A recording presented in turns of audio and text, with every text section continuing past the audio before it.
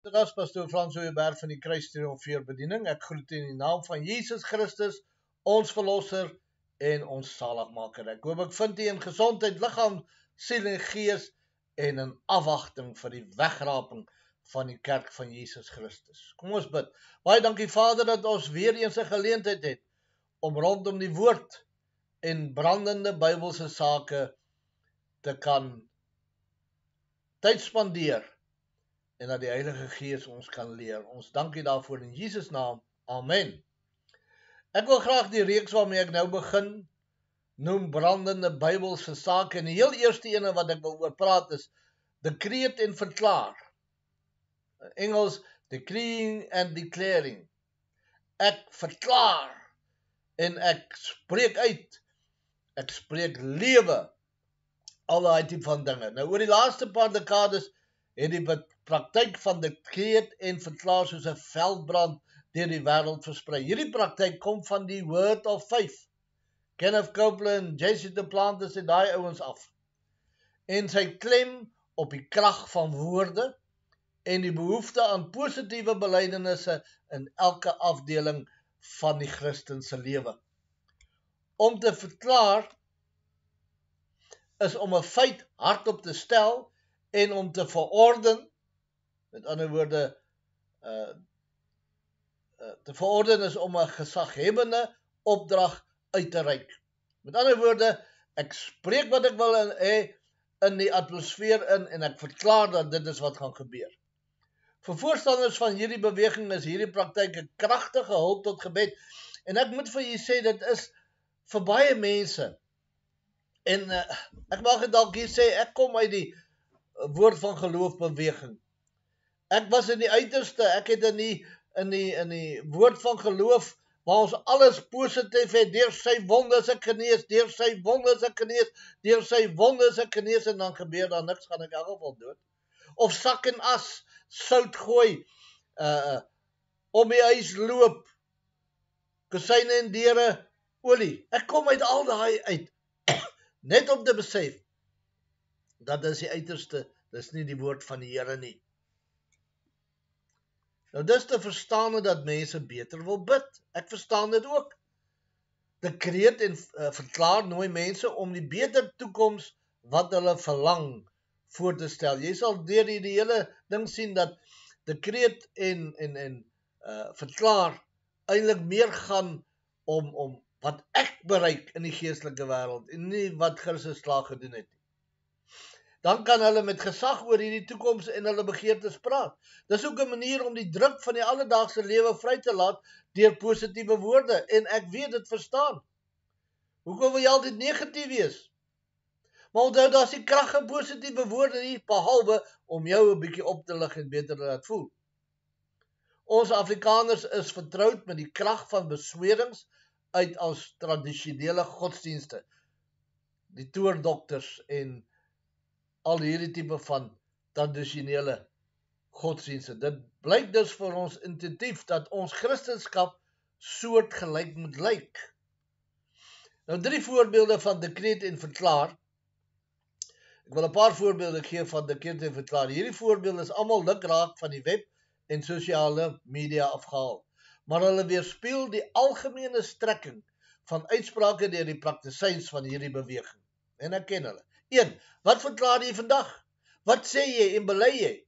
Begin om die einde van die begin af te verklaar. Begin sê wat jy wil hê moet gebeur, in plaas daarvan om jou omstandighede te bely. En jy sal veranderinge in jou lewe sien. Begin om die oplossing te bid, in plaas van om die probleem te bid. Ons het so baie gehoor. Ek het dit so baie gepreek. Ek het so baie gesê, bid die oplossing. Vergeet die probleem. Punt nommer 2. Die gesag wat God aan sy kinders gegee het, is om heerskappy en mag oor alle dinge te hê. Ons verklaar dat lewens getransformeer word en hoop hernu word. Punt nommer 3. Ken jy die krag van verordeninge? Die Bybel is nie geskep net om te lees nie. Luister wat sê hulle, die Bybel is nie geskep net om te lees nie.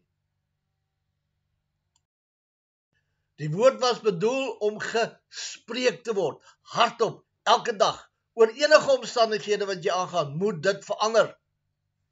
Die vraag vir Bybelgelowige Christene is die volgende: is hierdie stellings gebaseer op 'n vaste begrip van Bybelse geloof en gebed? Die antwoord wat ons vind wanneer ons die skrifture ondersoek is duidelik nee. Daar's geen Bybelse ondersteuning om te dekreet en te verklaar nie.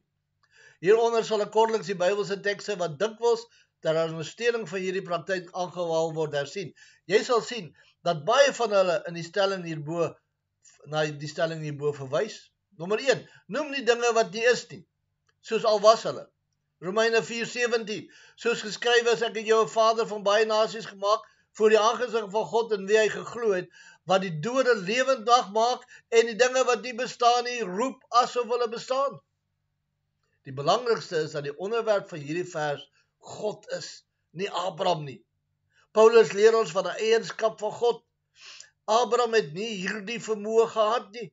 Dis hoekom hy God vertrou het om dinge tot stand te bring. Abraham het nooit iets bely of verklaar nie. God het dit verklaar en dit laat gebeur. Punt nommer 2. U sal 'n saak bepaal en dit sal vasgestel word. Job 22:28.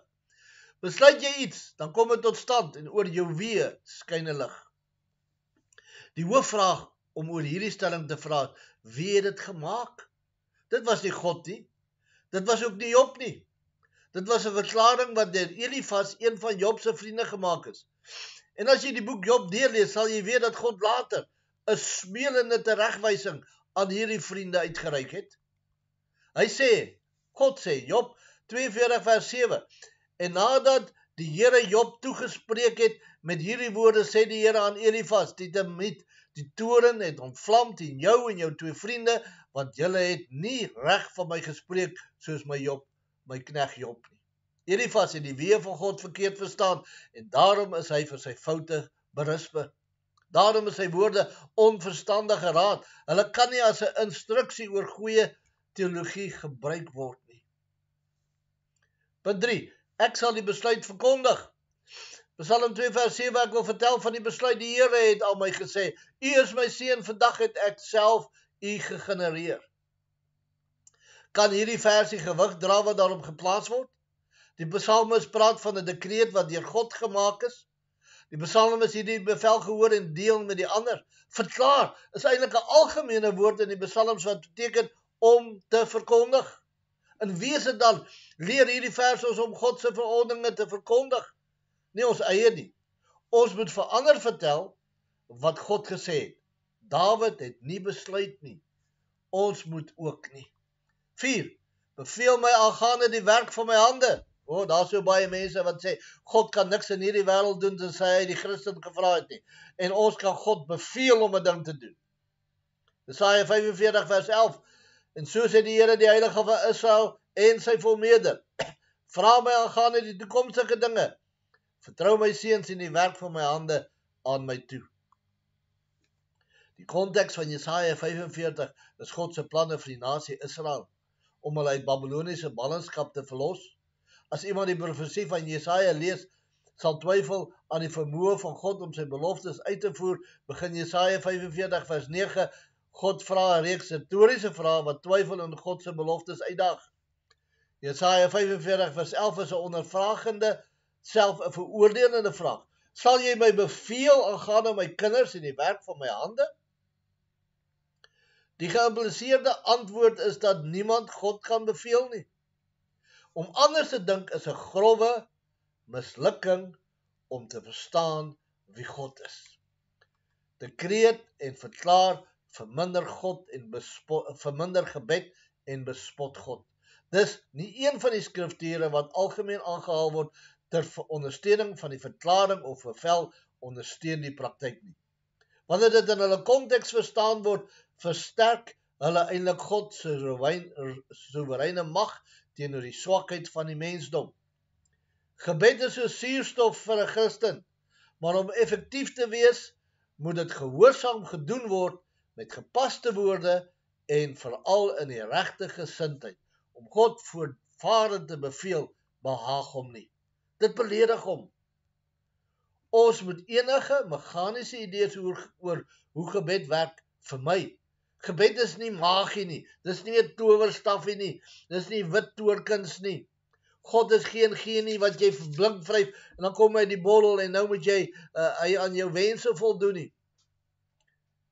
Ons swaai nie die stokkie en verwag dat God elke gebed of gril sal beantwoord nie.